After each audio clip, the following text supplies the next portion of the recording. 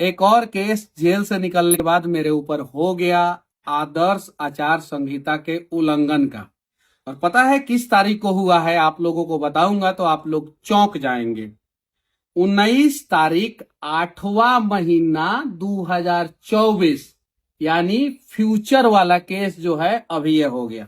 यहाँ पे जो मेरे पास कॉपी है उसमें जो है यही डेट दिखाया जा रहा है, मैं डाल दूंगा। और साथ ही साथ जो है सेक्शन मेरे ऊपर लगा 143, 176, 188, 283 और 19 तारीख को केस हुआ मेरे ऊपर, 21 तारीख को बेल मिल गया। बेल से ज्यादा इंपॉर्टेंट है कि केस जो है वो 19 तारीख 8वां महीना 2024 में हुआ, यानी अभी तीसरा महीना चल रहा है और आज 21 तारीख। आज से जो है 5 महीना एडवांस का केस हो गया। और ये लेटर जो है वो थानाध्यक्ष महोदय को जो है वो सुधीर कुमार यादव जी जो सेक्टर पदाधिकारी है उन्होंने लिखा था।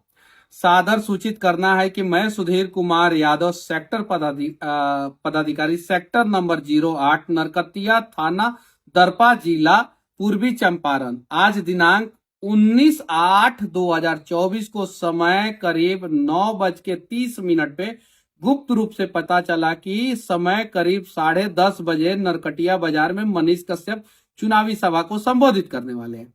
इसकी सूचना वरीय पदाधिकारी को देते हुए 10:10 दरपा थाना के थाना प्रभारी उमाशंकर माझी, पुलिस अखिलेश कुमार राय, हरेंद्र कुमार, प्रदीप कुमार और सब लोगों का नाम है, और वो लोग वहां पे पहुंच गए।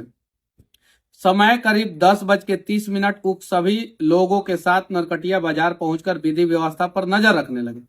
समय करीब 11 बजे मनीष कश्यप 2 गाड़ी से आए और 10 व्यक्तियों के साथ आए एवं नरकटिया बाजार में प्रकाश शाह पे प्रमोद शाह नरकटिया थाना दरपा जिला पूर्वी चंपारण के घर के बरामदा में खड़ा होकर मुख्य सड़क जो नरकटिया से आदापुर की ओर जाती है के तरफ मुंह करके चुनावी सभा को संबोधित करने लगे। अब कमाल की बात यह है कि आचार संहिता लगा हुआ है और इन लोगों को मेरे आने की जानकारी जो है मेरे आने से 1.5 घंटा पहले हो गई। 9:30 इन लोगों को जानकारी हुई और 11 बजे मैं पहुंचा वहां पे। तो जब मैं पहुंचा और आदर्श आचार संहिता लगा हुआ है तो उसी समय मुझे रोक लेना चाहिए। बंगाल में बहुत सारे बीजेपी के नेता जाते हैं तो बंगाल पुलिस रोक लेता है, ना कि उनके ऊपर FIR कर देता है। रोक लेते जब इनको पता था, मेरे से परमिशन मांगते। अगर मेरे पास परमिशन नहीं होता तो मुझे कहते कि आप यहां से जाइए, आपके पास परमिशन नहीं है। मतलब ये लोग इंतजार कर रहे थे कि मनीष कश्यप गलती करे और गलती करते ही हम उसको धर लेंगे और उसके ऊपर FIR कर देंगे। जरा सोचिए, हम लोग शासन के साथ प्रशासन के साथ हाथ मिलाकर नया बिहार बनाने का प्रयास कर रहे हैं। उम्मीद है कि आप लोग भी साथ दीजिए। मैं गलत व्यक्ति नहीं हूं, मैं ऑफलाइन परमिशन मांगने का प्रयास कर रहा हूं कि मुझे सभा करना है, मुझे रैली करना है, मुझे मेरे गाड़ी का परमिशन दे दीजिए। ना मुझे ऑफलाइन परमिशन मिल रहा है, ऑनलाइन अप्लाई कर रहा हूं तो ऑनलाइन परमिशन भी नहीं मिल रहा है। जब ऑनलाइन ऑफलाइन दोनों अप्लाई करने के बाद जो है मुझे सभा करने का परमिशन नहीं मिल रहा है, रैली करने का परमिशन नहीं मिल रहा है, तो मैं करूं तो करूं क्या करूं? जनसंपर्क कर रहा हूं तो पूरा भीड़ आ जा रहा है, मैं कहीं उतर रहा हूं तो पूरा भीड़ आ जा रहा है, परमिशन दे नहीं रहे हैं। तो यानी लोकतंत्र में कहने का मतलब ये है कि बिहार में सब कोई चुनाव लड़ सकता है, सिर्फ मनीष कश्यप पे पाबंदी लगाया जाएगा। काहे कि मनीष कश्यप वह जो है ना, वो किसी भी बिहार के लूटने वाले को छोड़ता नहीं है, किसी भी भ्रष्ट को छोड़ता नहीं है, इसलिए ना। और मनीष कश्यप के साथ जन समर्थन है कि नहीं है वो तो आप सभी को पता है। पहले हमको फेसबुकिया समझते थे, अब जो है हम फेसबुक पे थोड़ा सा कम एक्टिव हो गए और जमीन पे ज्यादा एक्टिव हो गए। तो अब आप लोगों को मेरे जमीन पे जो है मेरी मौजूदगी से आप लोगों को डर लगने लगा, बहुत सारे लोगों को ये चीजें। तो ऐसा ना किया जाए, मैं विनती करना चाहता हूं कि मुझे कोई रास्ता आप लोग सुझाइए कि मैं करूं तो करूं क्या करूं, मैं कहां जाऊं, किसका दरवाजा खटखटाऊं, किससे परमिशन लूं और किस प्रकार से मैं काम करूं, किस प्रकार से मैं जनसंपर्क करूं, किस प्रकार से कैसे लोगों से मिलूं, कैसे मैं अपनी बातों को लोगों तक पहुंचाऊं, कैसे जो है लोगों की बातों को मैं सुनूं। मुझे आखिर क्यों रोकने का प्रयास किया जा रहा है? हर कोई तो चुनावी सभा कर रहा है, हर कोई तो रैली कर रहा है, हर किसी को परमिशन मिल रहा है, मुझे क्यों नहीं परमिशन दिया जा रहा है? क्यों?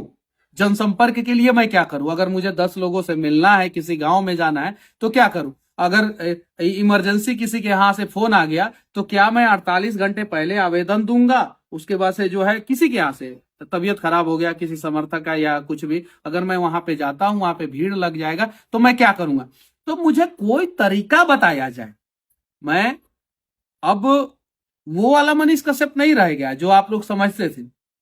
इस 9 महीना जेल काटने के बाद इस मनीष कश्यप में बहुत बदलाव हुआ है।